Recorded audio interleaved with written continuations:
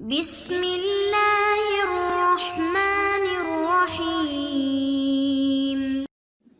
السلام علیکم معزز طلبہ کرام، آپ سب کیسے ہیں؟ آج ہم نور الانوار کے سبق نمبر 174 کو پڑھیں گے۔ آج کے ہمارے سبق کا عنوان ہے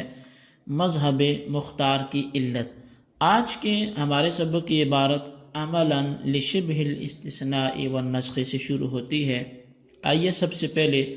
عبارت پڑھ کے اس کا ترجمہ کرتے ہیں، اس کے بعد باقاعدہ سبق کی وضاحت کی طرف بڑھتے ہیں۔ مصنف علیہ رحمہ لکھتے ہیں عملاً لشبہ الاستثناء والنسخ، تاکہ استثناء اور نسخ کی مشابہت پر عمل ہو جائے۔ تعلیل للمذہب المختار، شارح فرماتے ہیں کہ یہ مذہب مختار کی علت بیان کرنا ہے۔ وبیانہ ان دلیل التخصیص وهو قوله تعالی وحرم الربا یشبہ الاستثناء باعتبار حکمه، وهو ان المستثنى كما لم يدخل فيما قبل كذلك المخصوص لم يدخل تحت العام۔ اور اس دلیل کی وضاحت یا اس کا بیان یہ ہے کہ تخصیص کی جو دلیل ہے یعنی مخصص، جو اللہ تعالیٰ کا فرمان ہے وحرم الربا، اپنے حکم کے اعتبار سے استثناء کے مشابہ ہے، اور وہ یہ ہے کہ جس طرح مستثنیٰ ما قبل میں داخل نہیں ہوتا، اسی طرح اپنے مخصوص بھی عام کے تحت داخل نہیں ہوتا۔ وَيَشْبَهُ النَّاسِخَ بِاعْتِبَارِ صِيغَتِهِ وَهُوَ أَنَّ صِيغَتَهُ مُسْتَقِلَّةٌ كَالنَّاسِخِ، فَيَجِبُ عَلَيْنَا أَن نُّرَاعِيَ كِلَا الشِّبْهَيْنِ وَنُوَفِّرَ حَظَّ كُلٍّ مِّنْهُمَا عَلَى تَقْدِيرَيْ كَوْنِ الْخُصُوصِ مَعْلُومًا وَمَجْهُولًا، اور اپنے صیغے کے اعتبار سے ناسخ کے مشابہ ہیں، اور وہ یہ کہ مخصص کا صیغہ اسی طرح مستقل ہے جس طرح ناسخ مستقل ہوتا ہے۔ پس ہم پر دونوں مشابہتوں کی رعایت کرنا یہ ضروری ہے، اور مخصص کے معلوم اور مجہول ہونے کی صورتوں پر دونوں مشابہتوں میں سے ہر ایک کو پورا حصہ دینا ضروری ہے۔ لا ان نقتصر على الشبه الاول كما اقتصر عليه اهل المذهب الثاني، ولا ان نقتصر على الشبه الثاني كما اقتصر عليه اهل المذهب الثالث۔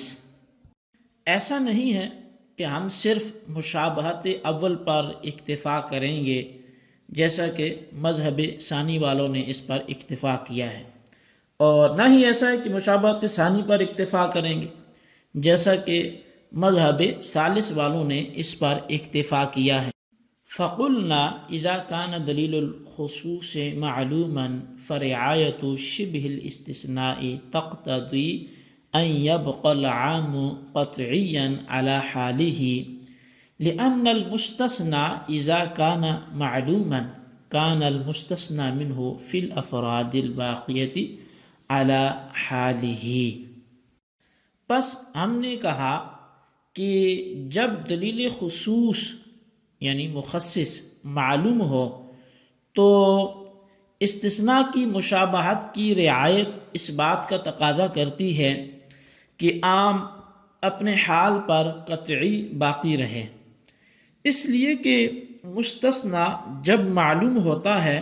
تو مستثنیٰ منہ افراد باقیہ میں علی حال ہی رہتا ہے، اپنی حالت پر رہتا ہے۔ جی طلبہ کرام، یہ ہمارے آج کے سبق کی عبارت اور اس کا ترجمہ تھا۔ اب آئیے آج کے سبق کی جو وضاحت اور تشریح ہے ہم اس طرف بھی بڑھتے ہیں۔ بہرحال یہ یہاں تک ہی آج ہم عبارت اور اس کے عبارت کے لحاظ سے ہم یہیں پر اکتفا کریں گے، آئندہ انشاءاللہ مزید سبق کو آگے بڑھائیں گے۔ لیکن یہاں تک یہ بات سمجھ لیں کہ شارح فرماتے ہیں کہ متن کی عبارت یہ مذہب اول یعنی جو ہمارے نزدیک پسندیدہ ہے، مختار ہے، یہ اس کی دلیل ہے۔ اس دلیل کا جو حاصل ہے، خلاصہ ہے، وہ یہ ہے کہ دلیل خصوص یعنی مخصص، یعنی باری تعالیٰ کا جو فرمان ہے حرم الربا، یہ اپنے حکم کے اعتبار سے استثناء کے مشابہ ہے، اور اپنے صیغے کے اعتبار سے دیکھیں تو یہ ناسخ کے مشابہ ہے۔ حکم کے اعتبار سے استثناء کے مشابہ اس لیے ہے کہ جس طرح مستثنی اپنے صدر کلام یعنی مستثنی منہ کے حکم میں داخل نہیں ہوتا، اسی طرح مخصوص یعنی جن افراد کو خاص کیا گیا ہے وہ عام کے حکم میں داخل نہیں ہوتا، اور مخصص صیغہ کے اعتبار سے ناسخ کے مشابہ اس لیے ہے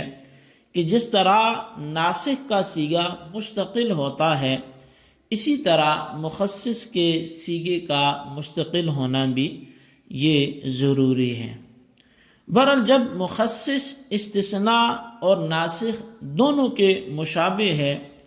تو ہم پر دونوں کی مشابہتوں پر عمل کرنا یہ لازم ہو جائے گا، اور مخصص معلوم ہو یا پھر مخصص مجہول ہو، دونوں صورتوں میں دونوں مشابہتوں کو پورا حق دیں گے، نہ تو صرف استثناء کی مشابہت پر اکتفا کریں گے جیسا کہ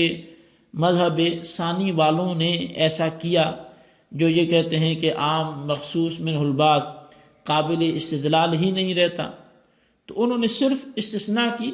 مشابہت پر اکتفا کیا ہے، اور نہ ہی ہم صرف ناسخ کی مشابہت پر اکتفا کریں گے جیسا کہ مذہب ثالث والوں نے ایسا کیا ہے، جو یہ کہتے ہیں کہ تخصیص کے بعد بھی عام قطعی رہتا ہے، تو انہوں نے صرف ناسخ کی مشابہت پر اکتفا کیا ہے، تو نہ ہم مذہب ثانی والوں کی طرح کریں گے، نہ ہم مذہب ثالث والوں کی طرح اس کو اپنا نظریہ رکھیں گے، اس پر اکتفا نہیں کریں گے۔ بہرحال جب ہمارے نزدیک استثناء اور ناسخ دونوں کی مشابہت کی رعایت کرنا ضروری ہے، تو ہم نے کہا کہ دلیل خصوص یعنی مخصص اگر معلوم ہو تو استثناء کی مشابہت کا تقاضا یہ ہے کہ عام تخصیص کے بعد بھی اسی طرح قطعی الدلالت رہے جس طرح کے تخصیص سے پہلے وہ قطعی الدلالت تھا، کیونکہ مستثنی اگر معلوم ہو تو مستثنی منہ اپنے باقی افراد میں اپنی سابقہ حالت پر قطعی الدلالت رہتا ہے، بس اسی طرح جب مخصوص یعنی جن افراد کو خاص کیا گیا جب وہ معلوم ہو تو عام اپنے باقی افراد میں قطعی الدلالت رہے گا،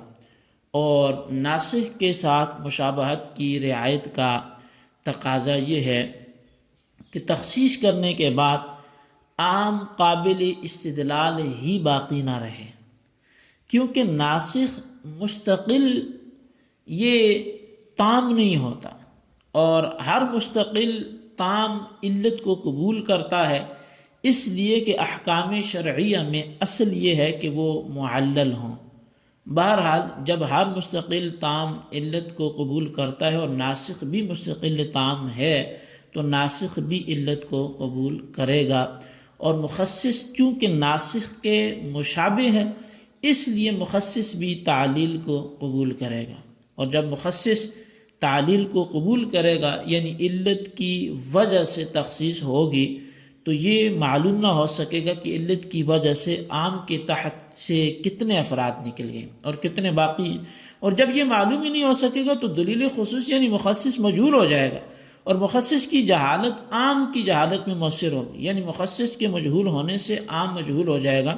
اور مجہول چیز سے استدلال کرنا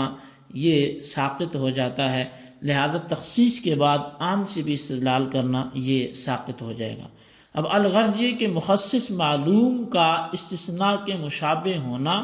اس بات کا تقاضا کرتا ہے کہ عام تخصیص کے بعد قطعی الدلالہ باقی رہے، اور ناسخ کے مشابہ ہونا اس بات کا تقاضا کرتا ہے کہ عام تخصیص کے بعد قابل استدلال بھی نہ رہے۔ بس ہم نے دونوں مشابہتوں کی رعایت کرتے ہوئے عام مخصوص منہ البعض کو بین قرار دیا اور یہ کہا کہ تخصیص کے بعد عام قطعی دلالت نہ رہے گا، البتہ اس کے ساتھ استدلال کرنا اور اس کو حجت میں پیش کرنا درست ہوگا اور اس پر عمل کرنا واجب ہوگا۔ جی طلبہ کرام، یہ ہمارے آج کے سبق کی عبارت، ترجمہ اور اس کی وضاحت تھی جو آپ نے سماعت کی۔ اب آئیے ہم آج کے سبق کو کلوز کرتے ہیں، اور اس سبق کو جو آپ کے سامنے پیش کیا گیا اچھی طرح سمجھیں، خلاصہ اپنے رجسٹرز پر ضرور لکھیں اور بالخصوص ان سوالات کے جوابات بھی عطا فرمائیں۔ سوال نمبر 1 یہ ہے کہ عملاً لشبہ الاستثناء والنسخ سے ماتن کی غرض عبارت تحریر کریں، اور سوال نمبر 2 یہ ہے کہ یہاں پر مخصص معلوم کے استثناء کے مشابہ ہونا کس بات کا تقاضا کرتا ہے اور ناسخ کے مشابہ ہونا کس بات کا تقاضا کرتا ہے، اور ہم نے کس چیز کو اپنایا ہے، اس کو تحریر کریں۔ اللہ تبارک و تعالیٰ سے دعا ہے جو کچھ ہم نے پڑھا سنا اسے یاد رکھنے کی توفیق نصیب فرمائے، آمین بجاہ النبی الامین صلی اللہ علیہ وسلم۔